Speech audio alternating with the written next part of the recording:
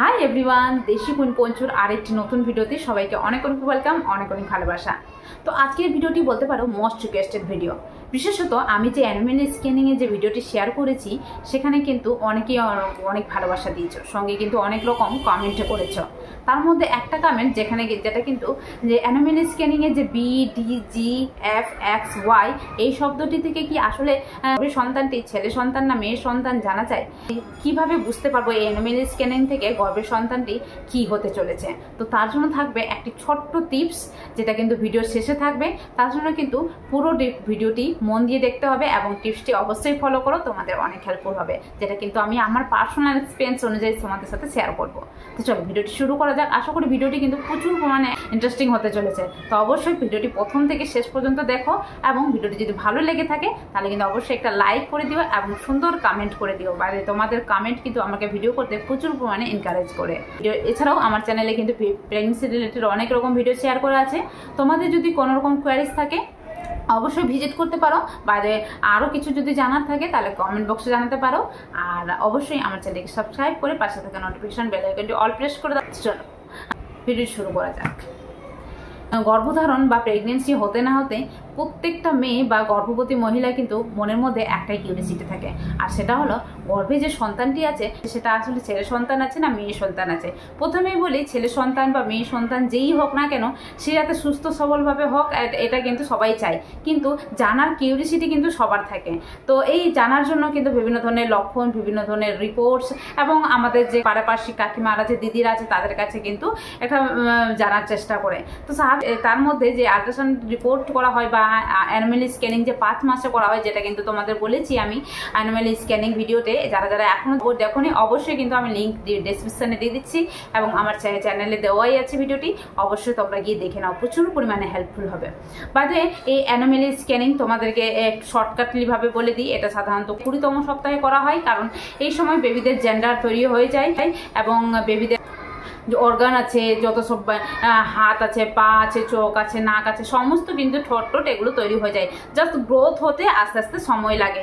5 মাসের পর থেকে সে যাতে ঠিকঠাকভাবে গ্রোথ হয় এবং এর সঙ্গে বাইরের যে বাহ্যিক যে গঠনটা আছে, একটা পূর্ণ মানব দেহের গঠনটা, সেটা যাতে আস্তে আস্তে ভাবে বৃদ্ধি পায় এবং পূর্ণ মানব দেহের গঠন নেই, তো এটা কিন্তু বৃদ্ধি পায় 5 মাসের পর থেকে। কিন্তু 5 মাসে কিন্তু পুরো একদম লিঙ্গ থেকে শুরু করে পুরো অর্গান এবং বডি যত সব পার্টস আছে সব কিছু কিন্তু তৈরি হয়ে যায়।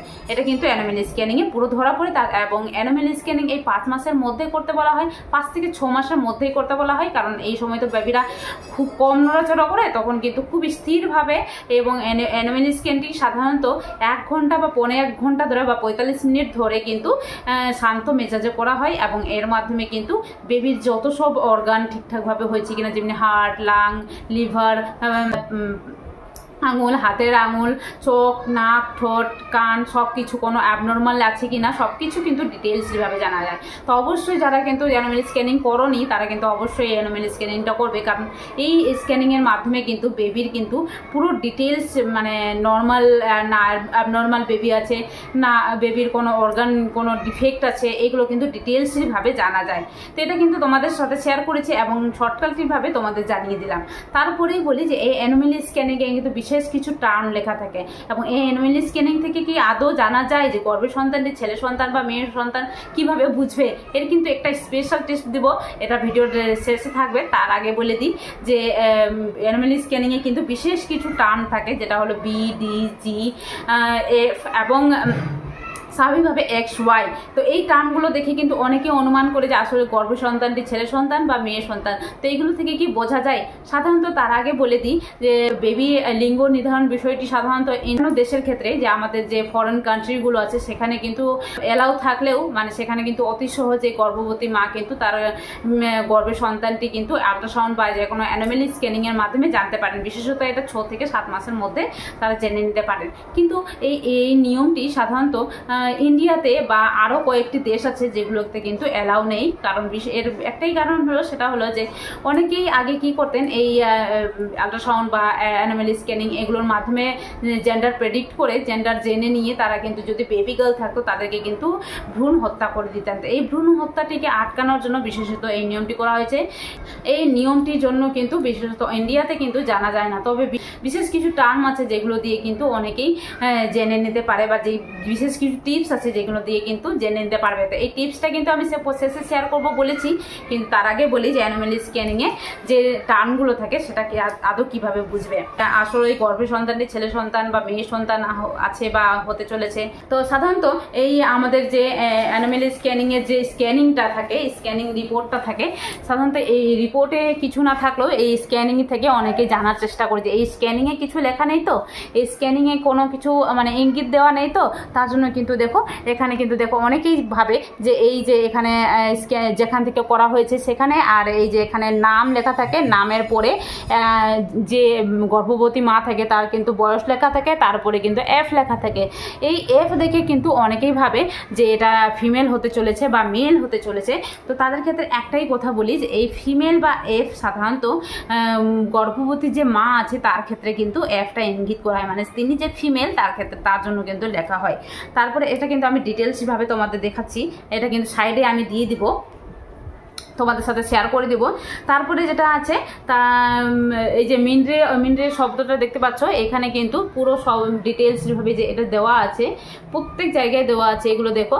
তো এইগুলো থেকে অনেকেই জানার চেষ্টা করি। এখানে দেখো বি লেখা আছে, এখানে দেখো বি লেখা আছে, তারপরে FHS লেখা আছে, মানে ফিটাল হার্ট সাউন্ড, এটা তোমরা জানো। তারপরে ডি লেখা আছে, এখানে জি লেখা আছে। এই বি এর কাছে ক্ষেত্রে কিছু নেই। তো আমার ক্ষেত্রে বেবি বই হয়েছে, তাহলে কি আমি বুঝবো যে এটা বি মানে বেবি বই সামথিং কিছুর একটা লিখেছে? তো তোমাদের একটাই কথা বলে দিই যে এই অ্যানোমালি স্ক্যানিংয়ের মধ্যে সাধারণত যেহেতু ইন্ডিয়াতে কোনো নিয়ম নেই, তো সাধারণত কেউ এমনটা যে অতি সহজে তোমাকে ফ্রিতে কেউ তোমাকে জেন্ডার রিভিল করে দিবে বা জেন্ডার কি আছে অতি সহজে বলে দিবে। এটা যেহেতু এটার জন্য সাধারণত ইন্ডিয়াতে 40 না 50,000 টাকা নেওয়া হয়, আর এর অতি সহজে কিন্তু কেউ জানাবে না। এগুলো সাধারণত দেওয়া হয় এই BDGF, এগুলো কিন্তু বেবির প্যারামিটার্সগুলো আছে সাধারণত, যে অ্যাবডোমিনাল, তারপরে বি মানে বেশ, তারপরে FHS মানে ফিটাল হার্ট সাউন্ড। তো এগুলো সাধারণত বেবির ক্ষেত্রে দেওয়া হয়, এবং জি এগুলো কিন্তু সাধারণত দেওয়া হয়ে থাকে বেবির যে বিভিন্ন রকম প্যারামিটার্স নেওয়া হয়, যেমনি পায়ের নেওয়া হয়, কোমরের নেওয়া হয়ে থাকে, তারপরে মেরুদণ্ড নেওয়া হয়ে থাকে, সার্ভিক্সের নেওয়া হয়ে থাকে। বিভিন্ন রকম যে প্যারামিটার্সগুলো থাকে সেগুলোর মাধ্যমে কিন্তু এই প্যারামিটার্সগুলো দেওয়া থাকে। তো এইগুলো থেকে কিন্তু কখনোই জানা যায় না যে আসলে গর্ভের সন্তানটি ছেলে সন্তান বা মেয়ে সন্তান। তো অনেকেই কি করে এই টার্মসগুলো দেখে অনেকেই ভাবে যে এই টার্মসগুলো থেকে বা এই টার্মসগুলো দেখে কিন্তু অনেকেই বলে যে আমার নাকি ছেলে সন্তান বা মেয়ে সন্তান যে দেখো লেখা আছে। যখন আমার ক্ষেত্রে বিশেষত বেবি বই হয়েছে, এবং এই বেবি বইয়ের আল্ট্রাসাউন্ড অ্যানোমালি স্ক্যানিং যেটা কিন্তু দেখো বি লেখা আছে। তো এটা থেকে কি আমরা কি ভাবে যে এটা দেখে হয়তো বেবি বই বা বেবি গার্ল ইঙ্গিত দেওয়া আছে, কিন্তু এটা কেউ অতি সহজে বলবে না, কারণ এটার জন্য তাকে লিগালিভাবে একটা যদি কেস খায় তাহলে কিন্তু তাকে 50,000 টাকা ভর্তিপূরণ হিসাবে দিতে হবে। সহজে তোমাকে কিন্তু জেন্ডার প্রেডিক্ট করে বলে দিবে। হ্যাঁ, তবে একটা টিপস আছে যেটা কিন্তু তোমাদের সাথে শেয়ার করব। এই অ্যানোমালি স্ক্যানিং যখন করতে যাবে সাধারণত এটা কিন্তু খুবই গুরুত্বপূর্ণ, অবশ্যই সবাই মনে রেখো। দেখো যখন স্ক্যানিং করতে যাবে, তো স্ক্যানিং করতে গিয়ে কিন্তু স্বাভাবিকভাবে তোমরা একটা আবদার করবে যে একটা মায়ের কিন্তু একটা আবদার থাকে যে বেবি কেমন আছে সে নিজে দেখতে চায়।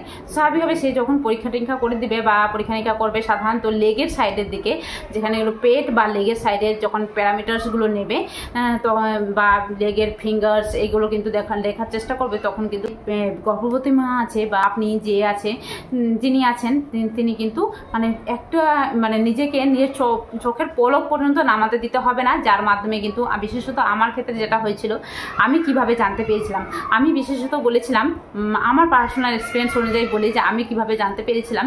বিশেষত আমি যখন অ্যানোমালি স্ক্যানিং করতে যাই এবং তখন একটাই আবদার রাখি যে আমাকে একটু প্লিজ দেখতে দেবেন, কারণ আমার বেবিকে দেখার খুবই ইচ্ছে করছে এবং আমি অনেক দিন ধরে দেখিনি। তো স্বাভাবিকভাবে সে আমাকে দেখতে দেয় এবং নিজেও কিন্তু নিজের কাজ করে। তো স্বাভাবিকভাবে সে যখন পায়ে যে লেগ পোর্শন আছে এবং অ্যাবডোমিনাল আছে, এই পেট এবং লেগ পোর্শন এগুলো কিন্তু প্যারামিটার নেওয়া কাজ করছিল এবং আমি কিন্তু তার সাথে দেখার চেষ্টা করছিলাম যে আসলে বেবি কি আছে। আসলে লিঙ্গ দেখেই তো ওই টাইমে বোঝা যায় যে খুব সহজেই যে আসলে বেবি জেন্ডার কি আছে। তো ওই টাইমে কিন্তু পেটের জায়গায় প্যারামিটার্স নিতে নিতে কিন্তু অটোমেটিকলি আমি কিন্তু বুঝতে পারি। তোমরা একটা মনে রাখবে যে বেবির ক্ষেত্রে সাধারণত যে আল্ট্রাসাউন্ডটি আছে, যেখানে আল্ট্রাসাউন্ডটি করা হয় এবং সেখানে যে পিকচারটি আছে, সাধারণত বেবি গার্লের ক্ষেত্রে যে লিঙ্গটি আসবে সাধারণত সেটি আসবে পিৎজা, মানে পিৎজা উপরে থাক, নিচে একটা থাক, নিচে একটা থাক, মানে পিৎজা আকারে থাকবে। আর যদি বেবি বয়ের থাকে, তার বেবি বয় যদি থাকে তাহলে কিন্তু একটু উঁচু টাইপের আসবে। তো এই উঁচু টাইপের দেখে কিন্তু আমি বুঝেছিলাম যে গর্ভে সন্তানটি ছেলে সন্তান রয়েছে।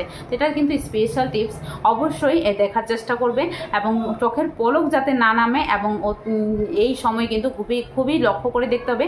দেখো অতি সহজে কিন্তু কেউ জানায় না, হ্যাঁ অনেকে এটা কিন্তু করে, যেহেতু মুখে বলা বারণ এবং দেখানোও বারণ। তো অনেকে যারা অ্যানোমালি স্ক্যানিং করেন বা যারা কিন্তু এই আল্ট্রাসাউন্ড সোনোগ্রাফি করেন, তারা কিন্তু বুঝে নেন যে গর্ভের সন্তানটি ছেলে সন্তান না মেয়ে সন্তান আছে। তো তারা ইঙ্গিত দিয়ে বোঝানোর চেষ্টা করেন যে তাদের কাছে যদি চেম্বারে যদি দু রকমের, একটা গণেশ ঠাকুর রাখেন এবং লক্ষ্মী ঠাকুর রাখেন। যদি মেয়ে সন্তান হয় তাহলে কিন্তু গিয়ে লক্ষ্মী ঠাকুরের মাথায় গিয়ে হাত রাখেন, তাহলে কিন্তু বুঝে নিতে পারবে। এটা কিন্তু কেউ বলে না, ইঙ্গিত দিয়ে দেই। অনেকের ক্ষেত্রে এটা হয়েছে এবং আমিও এটা দেখেছি, অনেকের কাছে জিজ্ঞেস করে বুঝতে পেরেছি। অনেকেই কি করে এই লক্ষ্মী ঠাকুরের মাথায় হাত রাখে, তাহলে কিন্তু বুঝতে হবে মেয়ে সন্তান আসতে চলেছে। যদি গণেশ ঠাকুরের হাতে মাথায় যদি হাত রাখা হয় তাহলে কিন্তু বুঝে নেবে যে গর্ভের সন্তানটি ছেলে সন্তান হতে চলেছে। এটা কিন্তু পুরো মুখ দিয়ে কেউ বলতে চায় না, কিন্তু ইশারায় বুঝে নিতে হয়। কিন্তু এই টিপসটি যদি ফলো করে থাকো, মানে এগুলো কিন্তু কেউ বলবে না, যেটা কিন্তু আমি আমার প্রেগনেন্সিতে বিশেষত আমি লক্ষ্য করেছিলাম এবং এই অ্যানোমালি স্ক্যানিংয়ের মাধ্যমে কিন্তু আমি বুঝতে পেরেছিলাম, যেটা কিন্তু আমি তোমাদের সাথে শেয়ার করলাম যে আমি বিশেষত 5 মাসেই আমি বুঝে নিয়েছিলাম যে আমার গর্ভের সন্তানটি ছেলে সন্তান হতে চলেছে। তো আশা করি তোমরা কিন্তু খুব ভালোভাবে বুঝতে পেরেছো। অবশ্যই যারা কিন্তু প্রেগনেন্ট আছো এবং অ্যানোমালি স্ক্যানিং এখনও হয়নি, তারা কিন্তু অবশ্যই এটা কিন্তু টিপসটা ফলো করে দেখো। আশা করি তোমরা কিন্তু অতি সহজে জানতে পারবে। বাদে ছেলে হোক বা মেয়ে হোক, যেই হোক না কেন, সে যাতে সুস্থ সবল আছে কিনা এটা কিন্তু জানার চেষ্টা করবে। কারণ অ্যানোমালি স্ক্যানিংয়ে একটা এমন রিপোর্ট যেখানে কিন্তু অ্যানোমালি স্ক্যানিংয়ের মাধ্যমে জানা যায় বেবির হেড ঠিক আছে কিনা, হেড ঠিকভাবে বৃদ্ধি পাচ্ছে কিনা, চোখ ঠিক আছে কিনা, চোখ ঠিকঠাক আছে কিনা, বিভিন্ন অর্গানসগুলো ঠিকঠাক আছে কিনা, এগুলো কিন্তু ডিটেলসলি ভাবে কিন্তু জানা যায়। যেটা তোমাদের একটু দেখাই, এই যে দেখো অ্যানোমালি স্ক্যানিংয়ের মাধ্যমে দেখো পুরো ডিটেলসলি ভাবে কিন্তু লেখা আছে, যেখানে কিন্তু বেবি সব কিছু ঠিকঠাকভাবে নর্মাল আছে কিনা। তো তোমরা অতি সহজেই বুঝে নিতে পারবে। বাইরে তোমরা যারা এখনও ভিডিওটি দেখোনি তারা কিন্তু অবশ্যই দেখে নাও।